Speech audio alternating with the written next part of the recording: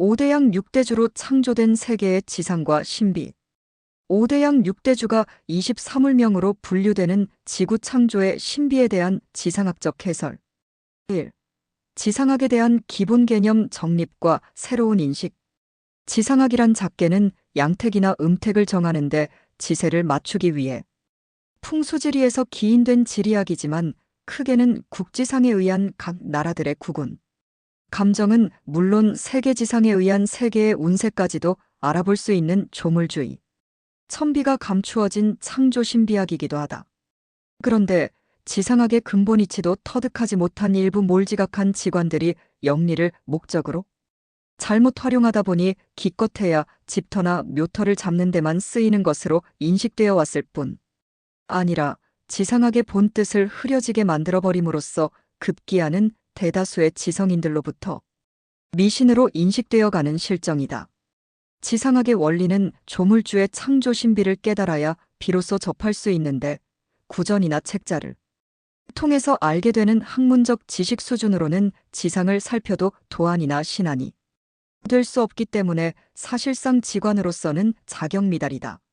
세계각 나라들의 국지상 정립과 국지상에 입각한 국가적 운명 고찰, 제1절 12지에 해당하는 국가들의 국지상 정립과 국가적 운명 고찰. 1. 몽고의 국지상은 자, 즉 쥐의 형상. 지상학적으로 볼 때 몽고는 12지의 방위에 해당하는 동물 형상 중에서 제일 먼저 손꼽히는 자, 즉 쥐의 형상을 하고 있는 국가이다. 아시아 대륙 중앙에 위치한 몽고의 국지상은 소의 형상을 하고 있는 중국의 등에 타고 앉아서 겨울을 보내는 쥐의 형상이다.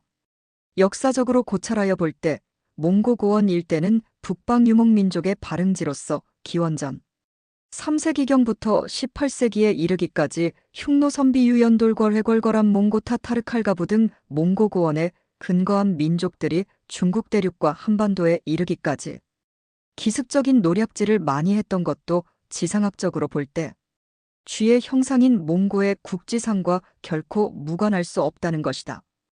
또한 이러한 지세에 힘입어 12세기경에는 징기스칸이 수많은 군사를 이끌고 유라시아 유럽아시아를 정복할 때도 쇠고기를 말려서 주식으로 활용하였을 뿐 아니라 국제관계에서도 몽고가 소의 형상인 중국 앞에는 고분고분하지 아니하면서도 범의 형상인 구소련 앞에는 1924년 세계에서 제일 먼저 위성국이 되었던 것도 지상학과 무관할 수 없다는 것이다.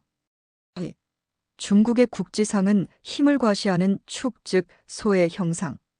중국은 지상학적으로 볼 때 12지의 방위에 해당하는 동물 형상 중에서 두 번째의 축, 즉 소의 형상을 하고 있는 국가이다. 아시아주의 중압적 위치에 있는 중국의 국지상은 힘을 과시하는 소의 형상이지만 두 나라 이상이 합해진 복합물형으로서 앞다리 부분은 인도차이나 반도의 타이와 미얀마가 형성하여 주고 뒷다리는 인도가, 엉덩이 부분은 아프가니스탄과 파키스탄이 형성하여 주고 있다. 국지상이 힘을 과시하는 소의 형상을 하고 있는 중국은 지상학적으로 보아 대륙적인 기지를 가지고 있을 뿐 아니라 일찍이 황하문명의 전성시대를 열었던 대국으로서 진시황의 진제국 이후 한제국, 수제국, 당제국, 송원제국, 명제국, 청제국 등이 명멸은 했지만 예나 오늘이나 무시할 수 없는 힘을 소유하고 있는 국가들이기 때문에 약소민족이나 국가들 앞에 대제국으로 군림해왔던 것이다. 그러나 지상학적으로 볼 때 소가 아무리 힘이 세다고 하여도 호랑이를 당할 수는 없는 일로서 공자노자 맹자 같은 성현들이 남겨놓은 위대한 종교적 사상이 일찍이 뿌리내려 있었지만 20세기 중엽으로 들어오면서 범의 형상인 구, 소련에서 발동된 공산주의 사상 앞에 무릎을 꿇게 된 것도 결코 지상학과 무관할 수 없다는 것이다. 3.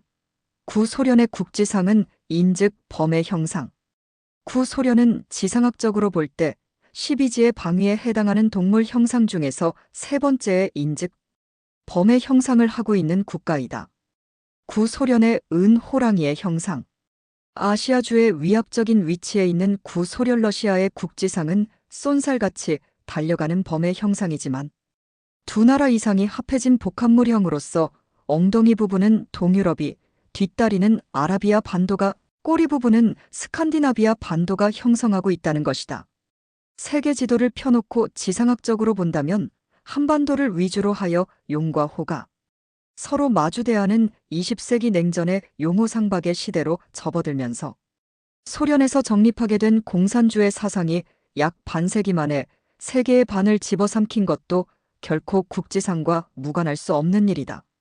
다시 말한다면 호랑이는 산중의 왕으로서 거의 모든 짐승들이 먹이가 될 수밖에 없듯이 동물 형상의 국가들로서 중국을 비롯한 수많은 나라들이 자국의 이념이나 종교 사상은 뒤로 한 채 구소련에서 발동된 공산주의 사상 앞에 먹히게 된 것은 지상학이 아니고는 풀 길이 없다는 것이다.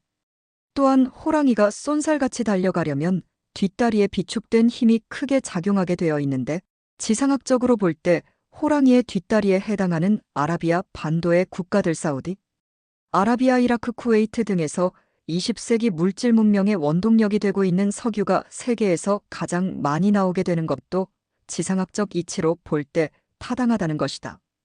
그러나 지상학적으로 볼 때 용의 형상을 하고 있는 미국과 범의 형상인 소련이 용호상박의 시대를 맞이하게 되면서 20세기 황금 만능의 물질 문명 시대의 소련은 유물 사상을 앞세운 공산주의 사상으로, 미국은 민주주의를 앞세운 경제력으로 세계를 좌지우지했지만 달도 차면 기우는 법, 21세기의 정신문명 시대를 앞에 놓고 소련은 이미 막을 내리기 시작했다는 것이다.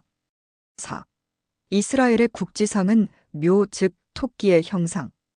이스라엘은 지상학적으로 볼 때 12지의 방위에 해당하는 동물 형상 중에서 네 번째인 묘, 즉 토끼의 형상을 하고 있는 국가이다. 이스라엘의 은업들인 토끼 형상.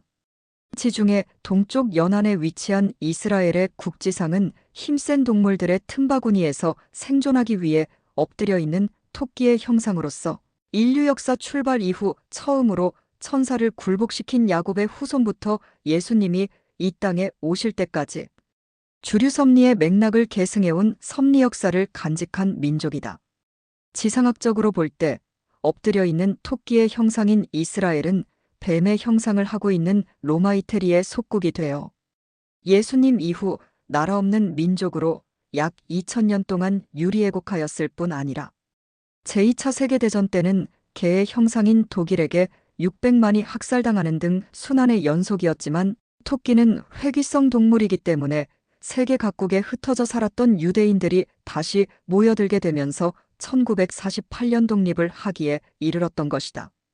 또한 토끼는 12지에 해당하는 동물 형상 중에서 가장 유순하여 다른 짐승들에게 잡혀 먹히면서도 물줄을 모르는 동물이기 때문에 무력적인 힘으로 다른 국가나 민족을 지배하지는 못했지만 예수님을 중심한 기독교 사상이 종교 섭리의 주류를 이루면서 세계적으로 부상한 기독교의 종주국으로 등장하게 된 것은 지상학과 무관할 수 없는 일로서 순한 동물의 품성과 절대선의 하나님 품성과는 일맥상통하기 때문이다.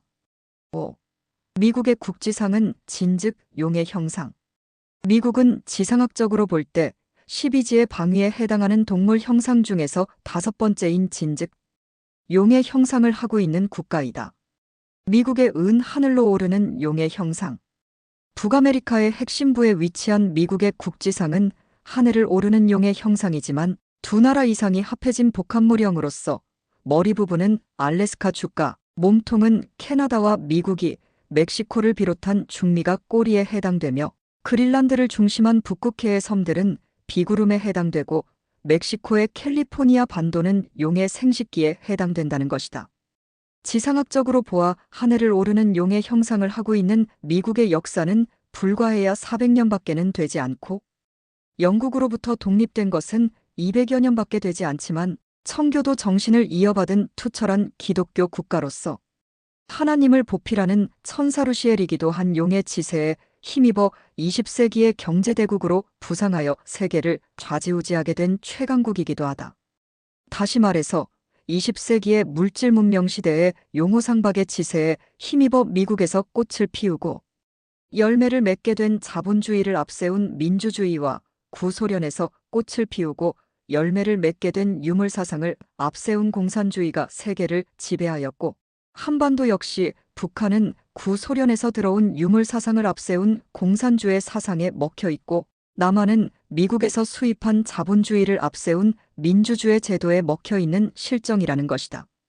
그러나 달도 차면 기우는 법, 20세기의 과학 문명을 바탕으로 한 황금 만능의 물질 문명 시대로 돌입하면서 미국과 소련이 지세에 힘입어 세계를 좌지우지했던 용호상박의 시대는 소련에서부터 막을 내리기 시작했으니 21세기의 초과학을 바탕으로 한 정신문명 시대를 열어야 할 새로운 길도 필연적으로 지상학의 근거에서 어느 한 나라에서부터 출현하게 되어 있는데, 이로써 용호상박의 시대는 완전히 막을 내리고 새로운 정신문명의 시대가 도래하게 된다는 것을 유념해 두어야 할 것이다.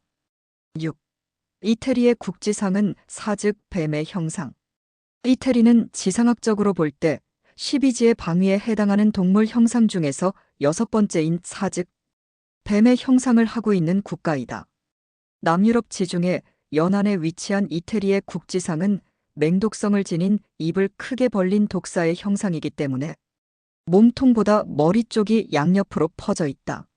독사는 다른 짐승에 비해 체구는 작은 편이지만 지니고 있는 독의 위력은 대단하듯이 한때 로마 제국이 이러한 지세에 힘입어 유럽, 아시아, 아프리카까지 3대륙에 걸쳐 위세를 떨치기도 했던 것이다. 특히 이스라엘을 종주국으로 하는 기독교인들이 400년에 걸친 로마 박해 시대에 무참하게 죽어갔던 참상이야말로 연약한 토끼가 독사에 물려서 죽게 되었던 처참한 상황이었는데, 알고 보면 이 역시 지상학과 무관할 수는 없는 일이다. 또한 이탈리아의 시칠리아 섬에서 처음 생겨난 마피아 단의 조직 일부가 19세기 말부터 20세기 초에 걸쳐 미국으로 건너가 대도시의 범죄 조직을 만들어 세력을 확산하면서 한때 매춘 도박 마약 등을 장악하면서 세상 앞에 악영향을 끼쳤던 것도 지상학과 무관할 수 없다는 것이다. 그리고 역사적으로 고찰하여 볼 때 고대 카르타고의 명장 한니발과 19세기 초 프랑스의 나폴레옹이 알프스 산맥을 넘어서 이태리를 정복할 수 있었던 것은 지상학적으로 보아 독사의 머리를 밟고 넘었기 때문이다.